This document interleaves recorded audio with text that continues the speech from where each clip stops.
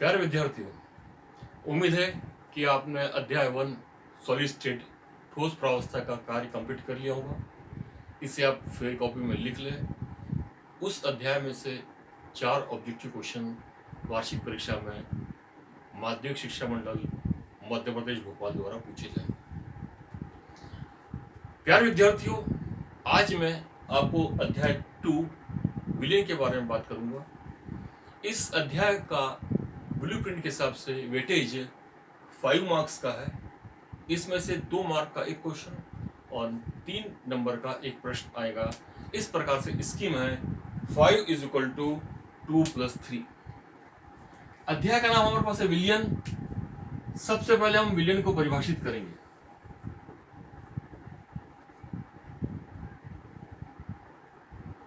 विलयन की परिभाषा क्या है? तो विलय और विलायक का सममांगी मिश्रण जो है यह विलयन कहलाता है। विलय और विलायक के सममांगी मिश्रण को हम विलयन कहते हैं। वह पदार्थ जो बहुत कम मात्रा में होता है इसे हम विलय कहते हैं, और वह पदार्थ जो अधिक मात्रा में होता है इसे हम विलायक कहते हैं। सामान्यतः विलायक की भौतिक अवस्था में कोई परिवर्तन नहीं आता है। इसे हम परिक्षेपण माध्यम भी कहते हैं और विलय को हम कहते हैं परिक्षिप्त परावस्था। नंबर 2 आता है हमारे पास विलयन के प्रकार।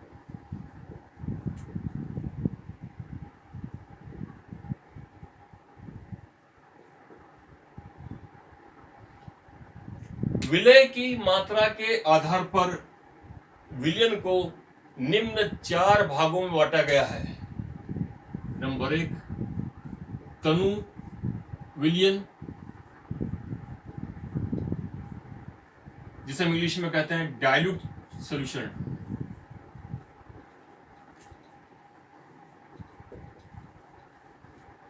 वह विलयन जिसमें विलय की मात्रा कम होती है और विलायक अधिक मात्रा में होता है इसे हम तनु विलयन कहते हैं।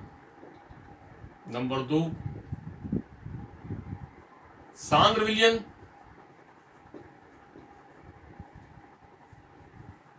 इंग्लिश में उसको कहते हैं कंसंट्रेटेड सॉल्यूशन।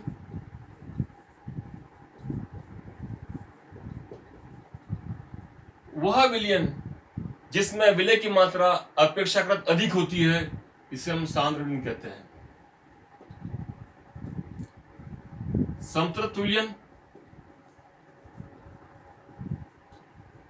इसे हम इंग्लिश में कहते हैं saturated solution.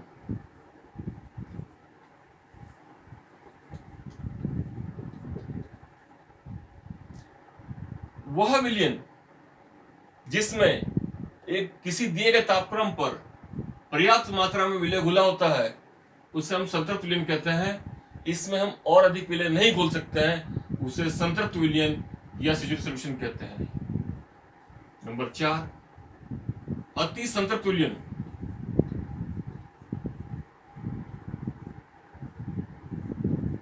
Super saturated solution.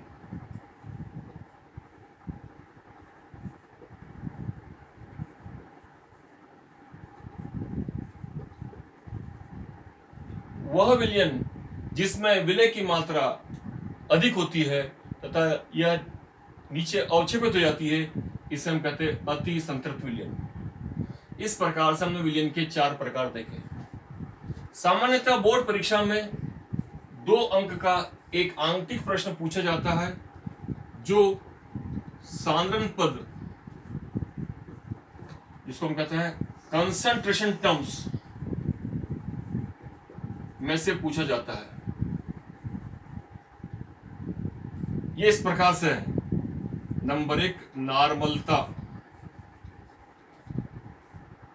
English में इसे कहते हैं नॉर्मलिटी। इसकी परिभाषा सरल सी है। प्रति लीटर विलयन में उपस्थित विलय के ग्राम तुल्यांकों की संख्या को हम नॉर्मलता कहते हैं। प्रति लीटर विलयन में उपस्थित विलय के ग्राम तुल्यांकों की संख्या को हम नॉर्मलता कहते हैं। इसे हम n द्वारा दर्शाते हैं। नॉर्मलता को हम निम्न सूत्रों द्वारा ज्ञात करते हैं। नॉर्मलता बराबर W into 1000 upon E into V, जहां W विलय का द्रव्यमान, E विलय का तुल्यांकीय भार और V विलयन का आयतन मिलीलीटर में है। नॉर्मलता ज्ञात करने का दूसरा सूत्र है N1V1 बराबर N2V2, जहां N1 पहले विलयन की नॉर्मलता, V1 पहले विलयन का आयतन, N2 दूसरे विलयन की नॉर्मलता और V2 दूसरे विलयन का आयतन है। नॉर्मलता के बाद दूसरी परिभाषा हमारे पास आती है मोलरता। इसे इंग्लिश में हम मोलेरिटी कहते हैं। इसकी परिभाषा सरल सी है, प्रति लीटर विलयन में उपस्थित विलय के ग्राम मोलों की संख्या को हम मोलरता कहते हैं। इसे हम निम्न सूत्रों द्वारा ज्ञात कर सकते हैं।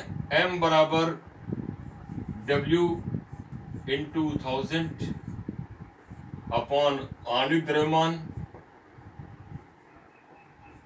इंटू V, जहां W विलय की मात्रा, ये आणविक द्रव्यमान है जिसे हम M द्वारा दर्शाते हैं, और V विलयन का आयतन मिलीलीटर में है। इसका दूसरा सूत्र हमारे पास इस प्रकार से होता है M1V1 बराबर M2V2। M1 पहले विलयन की मोलरता, V1 पहले विलयन का आयतन, M2 दूसरे विलयन की मोलरता और V2 जो हमारे पास दूसरे विलयन का आयतन है। अब परिभाषा थी मोललता।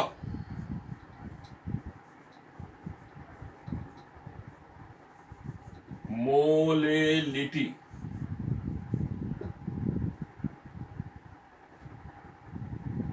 प्रति किलोग्राम विलायक में उपस्थित विलय के मोलों की संख्या को हम मोललता कहते हैं। इसे हम स्मॉल m द्वारा दर्शाते हैं। इसे ज्ञात करने सूत्र है स्मॉल m बराबर WB into 1000 upon MB into WA, जहां WB विलय का द्रव्यमान, MB विलय का आणविक द्रव्यमान और WA विलय का ग्राम में द्रव्यमान है। नंबर 4, मोल प्रभाज।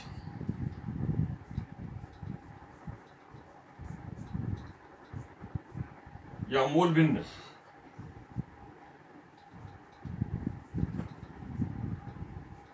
इंग्लिश में इसे मोल फ्रैक्शन कहते हैं।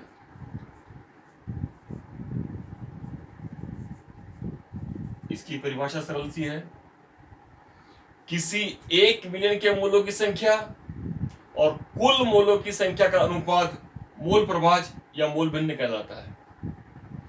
विलायक के मोल प्रभाज को हम XA द्वारा दर्शाते हैं और ज्ञात करने सूत्र है XA बराबर NA upon NA plus NB,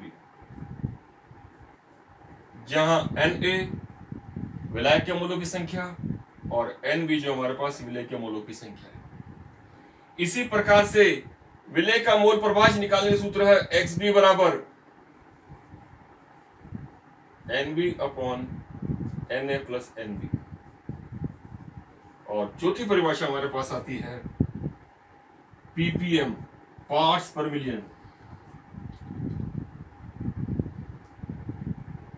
विलय के ग्रामों की वह संख्या जो विलायक के 1 मिलियन पार्ट में घुले होते हैं ppm पार्ट्स पर मिलियन कहलाते हैं। इसे ज्ञात करने का सूत्र है विलय का द्रव्यमान बटे विलयन का द्रव्यमान